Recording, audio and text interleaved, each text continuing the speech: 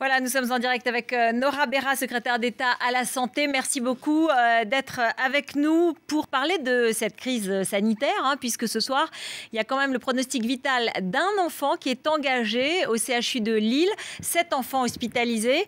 Est-ce que vous êtes inquiète? Est-ce qu'il peut y avoir d'autres cas? Comment est-ce qu'au gouvernement, on jauge cette crise? Alors, je voudrais rectifier une information parce que le pronostic vital de cet enfant n'est pas engagé. Son état de santé est stabilisé. Le pronostic vital n'est pas du tout mis en jeu.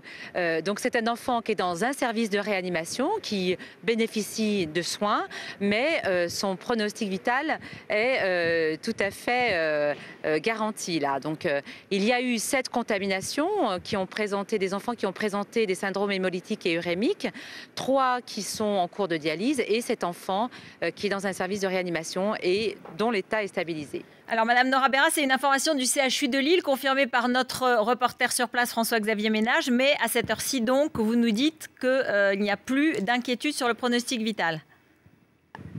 Absolument, absolument. Est-ce qu'on craint d'autres cas? Est-ce qu'on a bien localisé l'épidémie? Est-ce qu'elle est circonscrite à cette heure-ci?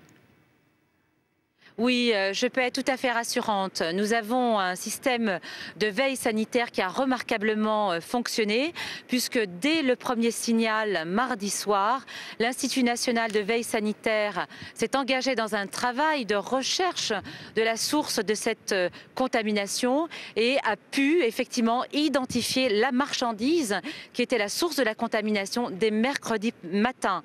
À ce moment-là, évidemment, un rappel, un retrait de tous les lots de viande hachée de la marque Country ont été rappelés et en tout cas rappelés et donc c'est seulement sur le nord de la France à cette heure-ci, madame.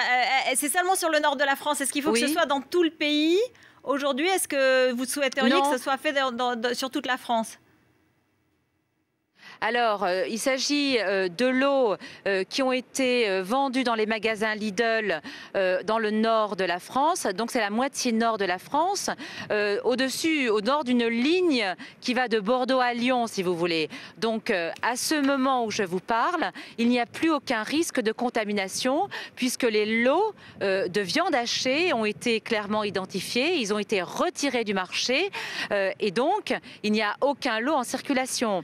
En revanche, je voudrais dire aux gens qui nous écoutent, si jamais ils avaient acheté ces lots de viande Country qui sont encore dans leur congélateur, eh bien de les ramener au magasin Lidl et de ne pas les consommer. Parce que là, on ne sait pas encore ce que les gens ont chez eux. Voilà, alors autre conseil avant d'en venir peut-être aux raisons de cette crise et aux questions qui peuvent se poser.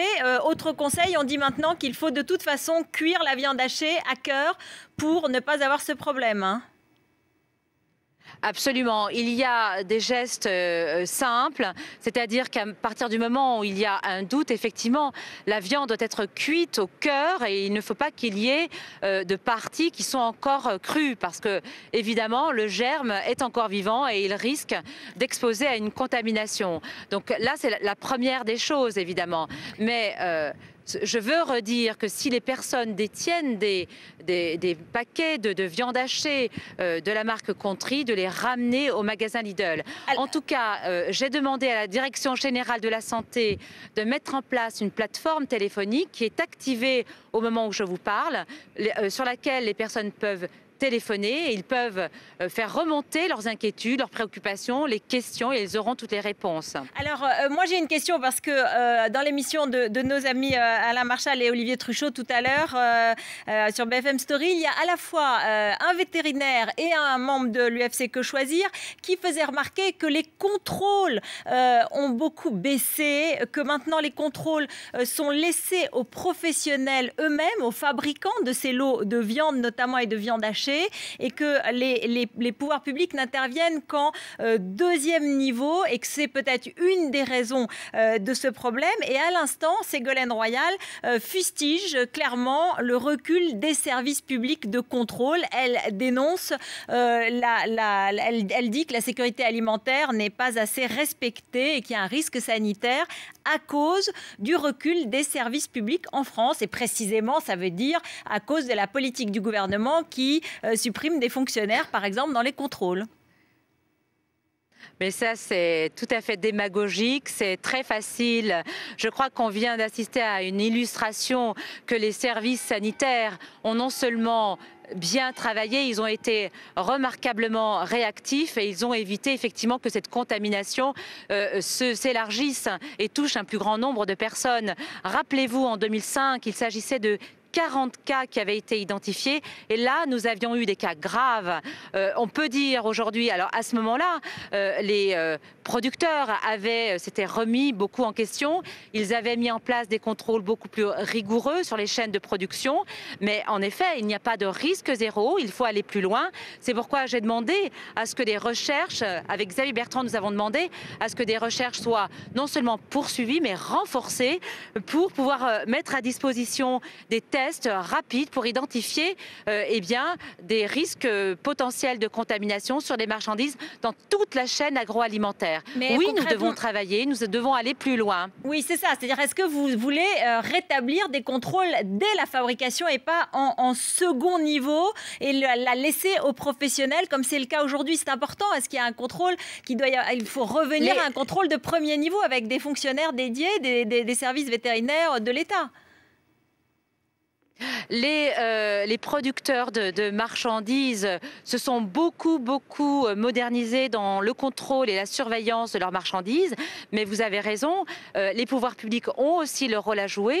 Je le répète, la réactivité a été remarquable. Mais ce qui nous intéresse aujourd'hui, c'est en dehors du contrôle qu'il faut renforcer, il faut absolument mettre en place des recherches sur l'Escherichia coli, qui est l'agent causal.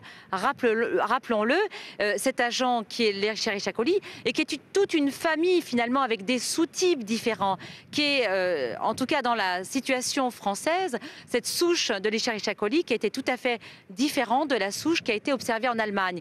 Nous devons avoir plus de données, connaître davantage cette famille d'Escherichia coli pour éviter que ces souches qui sont particulièrement virulentes et pathogènes puissent entraîner et causer des dégâts en termes de santé publique. La viande, elle vient d'Allemagne. En Belgique, on vient de dire non, elle ne vient pas de Belgique, mais d'autres pays d'Europe. C'est un peu troublant. Est-ce qu'on a quand même bien localisé la provenance? Pour conclure sur ce chapitre. Alors, pourquoi sur ce chapitre, la viande hachée a été conditionnée dans le nord de la France. L'origine de la viande, il y a 95% de la viande provenait d'Allemagne, 5% provenait d'Italie. Donc, au moment où je vous parle, il n'y a plus de risque parce que tout cela a été évidemment stoppé. Les services ont bien travaillé, mais le travail continue, se poursuit pour effectivement tracer jusqu'à la source l'origine de cette contamination, l'origine justement de la diffusion de ce germe. Madame Nora Berra, autre question dans le débat public et dans le débat politique depuis quelques jours, la dépénalisation du cannabis au gouvernement. Xavier Bertrand, vous-même et d'autres se sont exprimés très clairement contre. Et aujourd'hui, Dominique de Villepin a dit qu'il était favorable à la dépénalisation du cannabis. Est-ce que vous dites, comme pour Ségolène Royal sur la crise, la sécurité alimentaire, Dominique de Villepin est démagogique ? Je dirais en tout cas que c'est irresponsable de clamer la dépénalisation du cannabis. Vous savez, qu'est-ce qu'on cherche à faire avec cette histoire? Est-ce qu'on veut stopper les trafics?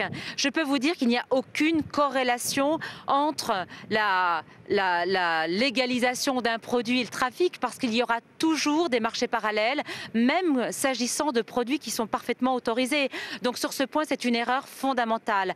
Et ensuite, sur la question de la santé publique, en tout cas, là, je peux être affirmative, il y a des dégâts qui sont non seulement démontrés, avérés, et en particulier sur les jeunes, sur l'échec scolaire, sur la désocialisation, sur les troubles de mémoire. Et ça, il s'agit là de troubles de la santé à court terme, sans compter les troubles sur le long terme, puisque le lien entre l'exposition au cannabis, la consommation de cannabis et l'apparition de troubles de type schizophrénie, en tout cas, ont été démontrés. Donc, en termes de santé publique, il y a des dégâts à court terme et il y a des dégâts à long terme. Donc, en matière de santé publique, moi, je ne peux entendre qu'on puisse penser à légaliser le cannabis. Ce serait une erreur grave. Merci beaucoup Nora Berra d'avoir été en direct avec nous, secrétaire d'État à la santé. C'est tout de suite l'heure, bien sûr, du 20h de Thomas Soto. Dans un instant, la météo de Philippe Verdier, bien sûr.